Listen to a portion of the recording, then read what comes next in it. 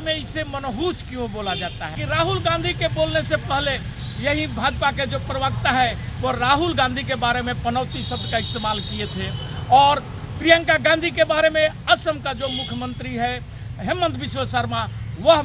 पनौती शब्द का इस्तेमाल किए थे। उस समय इस पर संज्ञान इसे क्यों नहीं लिया कि आज मैं भाजपा और देश के प्रधानमंत्री, गृह मंत्री और उनके तमाम मंत्रियों को मैं खुला चैलेंज देना चाहता हूं कि दिन आज तुम्हारा है, कल जब तुम सत्ता में नहीं रहोगे उस समय वही ईडी, वही सीबीआई जब तुम्हें घरों तक खदेड़ेगी उस समय रोना मत रोना कि आज हमारा लोकतंत्र खतरे में हो गया है और लोकतंत्र का हनन हो रहा है कि पनौती ये अशुभ ही नहीं शुभ भी है, यानी पनौती ही नहीं मनौती भी मांगी जाती है। हमारा ईसी इलेक्शन कमीशन जो पनौती से आपको क्या चीर हो गया, ये हमारा चुनाव आयोग निष्पक्ष होता तो जब प्रधानमंत्री जी बोल रहे थे क्या मूर्खों की सरदार उस समय भी संज्ञान लेना चाहिए कि आज हमारे जितने भी संवैधानिक संस्थाएं हैं वह निष्पक्ष नहीं रह गया है कि सबको दिलों में डर बैठा दिया गया है। हमारे देश का ये संवैधानिक संस्थाएं इस स्तर तक उतर गया है कि किसी व्यक्ति की छवि चमकाने के लिए सुपारी किलर बन गए हैं। देश के सर्वोच्च न्यायालय सीजीआई से अनुरोध करना चाहता हूं कि ये सारे मामलों पर स्वतः संज्ञान ले, यदि भय का वातावरण देश में लाना चाहता है और उन पर त्वरित कार्रवाई कर नेपाल में है जो पनौती मंदिर है, राजा तक भी उस मंदिर में जाते हैं, अपनी मन्नत मांगते हैं। इसमें ही एक रेलवे स्टेशन है उसका भी नाम पनौती है कि जब राहुल गांधी जी जैसे ही इस शब्द का इस्तेमाल किए पनौती हुए एक भाषण में और उसके बाद में ये करोड़ों की संख्या में लोग सिर्फ पनौती शब्द लिखे हैं और 9 साल से आप पप्पू का जो चस्पा लगाए हुए थे उसके लिए तो वे कभी किसी से शिकायत नहीं किए, लेकिन आपको पनौती बोलने से, पनौती शब्द के लोगों को बोलने से आपके पेट में दर्द क्यों हो गया कि आपका ये सरकार ही बनी है अंधविश्वास पर, लोगों को धर्म के नाम पर अंधविश्वास फैला करके आपने देश की जनता को गुमराह कर करके वोट प्राप्त किए हैं कि जहां पर मीठा मीठा रह रहा है वहां पर गप गप उसको लील जाते हैं, लेकिन जैसे ही करवा करवा आता है ये थू थू क्यों करने लगते हैं। जितने भी शुभ काम होगा वहां पर मुंह उठा करके जरूर चले जाएंगे। आप इतिहास देख लीजिए इनका उठा करके कि डोनाल्ड का ही प्रचार करने गए, अब की बार डोनाल्ड चला गया, जापान के प्रधानमंत्री के गए उनको गोली मार दिया जाता है, फ्रांस का जाकर के वहां पर उसके साथ हाथ मिलाते हैं वे चुनाव हार जाते हैं। यानी प्रधानमंत्री जी पूरा विश्व बोल रहा है, वह पनौती बोल रहा है, ये इन पर सटीक बैठता है क्योंकि पनौती सिर्फ मनहूसियत ही नहीं होता है, पनौती के नाम पर हमारे शंकर भगवान का मंदिर भी है। तो आज मैं आपको पनौती के बारे में बतलाने जा रहा हूँ कि आखिर के भारत में पनौती पर इतना संग्राम क्यों मचा हुआ है, हड़कंप क्यों मचा हुआ है, सत्ता पक्ष इससे नाराज क्यों है और खास करके सत्ता के चटुकार हमारे जो चुनाव आयोग है वह राहुल गांधी पर क्यों समन भेज देते हैं, उन्हें जवाब देने के लिए क्यों बोल देते हैं, जबकि इसके पहले भी हम यही भाजपा के अनेकों नेता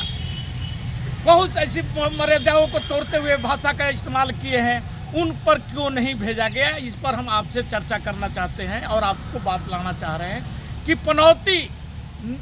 ये अशुभ ही नहीं शुभ भी है, क्योंकि पनौती के बारे में मैं आपको एक शॉर्ट में बात बतला देता हूं कि आप चले जाइए नेपाल में जो 13वीं सदी में महादेव मंदिर बना हुआ है और वहां का नेपाल का बहुत बड़ा तीर्थ स्थल भी है और जो मकर संक्रांति पर वहां पर मेला भी लगता है और वहां पर वो पनौती मंदिर का नाम रखा गया है जहां पर लोग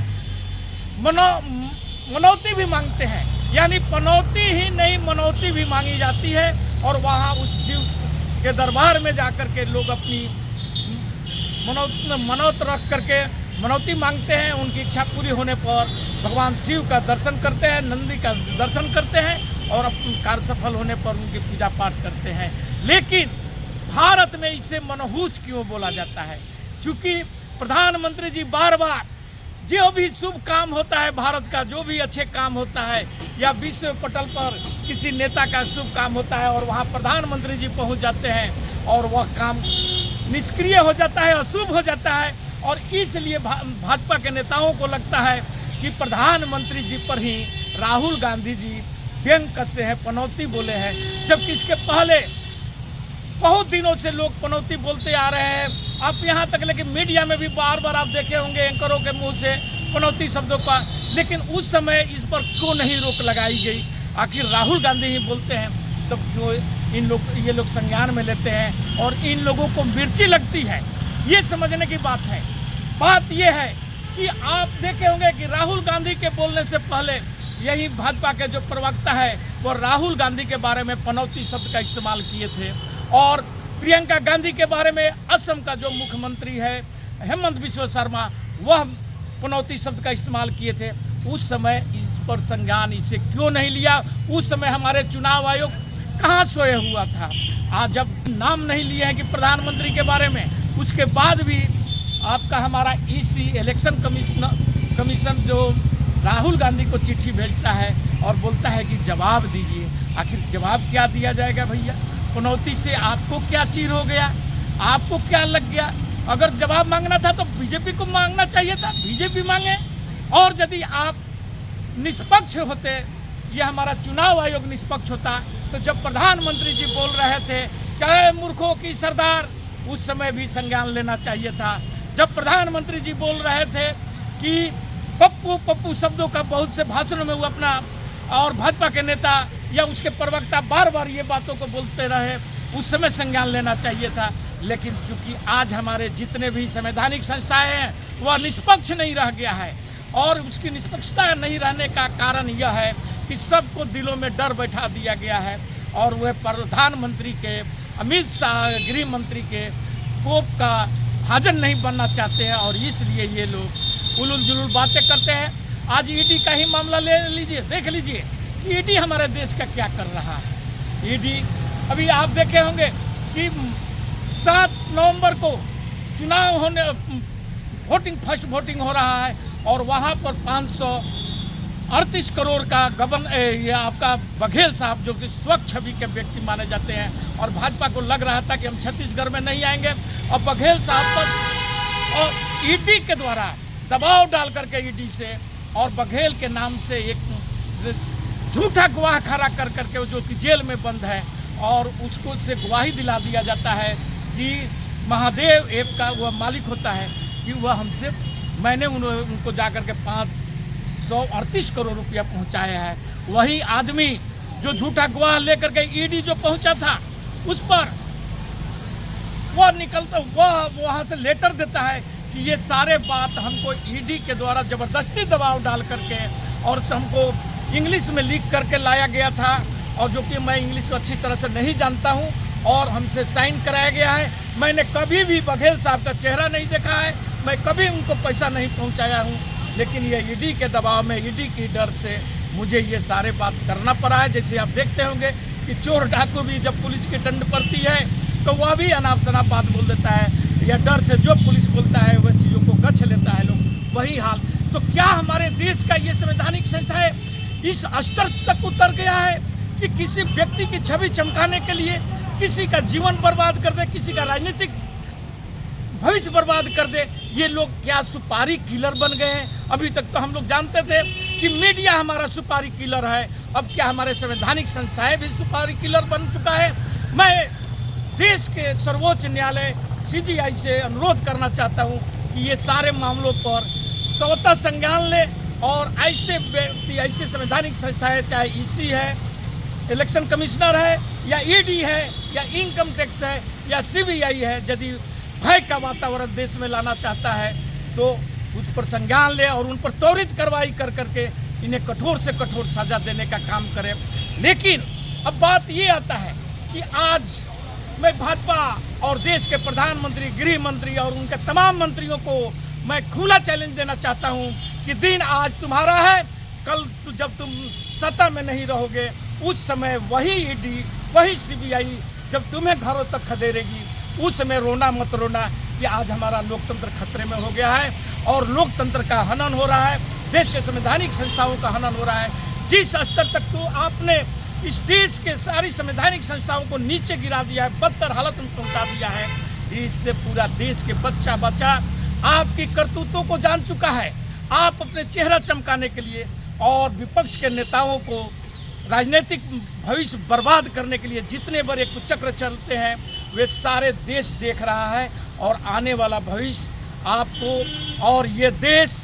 आपको कभी माफ़ नहीं करेगा, इसे याद रखिए। लेकिन इसके साथ साथ मैं अब आते हैं उस मंदिर के बारे में जो आपको नेपाल में है, जो पनौती मंदिर है। वह पनौती मंदिर में वहाँ पर लोग हर साल रुकते हैं और नेपाल के राजा तक भी उस मंदिर में जाते हैं, अपनी मन्नत मांगते हैं और वहाँ पर जब सफल होने के बाद वे लोग पूजा पाठ करते हैं। लेकिन भारत में जो हम मनुष्यत के रूप में पनौती को देख रहे हैं, तो फिर हमारे देश का रेलवे स्टेशन भी जो मिर्ज़ापुर के पास में ही एक रेलवे स्टेशन है, उसका भी नाम पनौती है। पनौती के नाम पर आप बहुत से ढाबा या रेस्टोरेंट भी आप देख सकते हैं, लेकिन वहाँ पर तो कोई भी किसी प्रकार की विरोध नहीं होता है। लेकिन राहुल गांधी जी जब से बोल दिए तब से ही ये इतना ट्रेंड करने लगा। और बात भी हुआ ऐसा कि जब राहुल गांधी जी जैसे ही इस शब्द का इस्तेमाल किए पनौती हुए भाषण में, और उसके बाद में ये करोड़ों की संख्या में लोग सिर्फ पनौती शब्द लिखे हैं। इसका भी हमें कुछ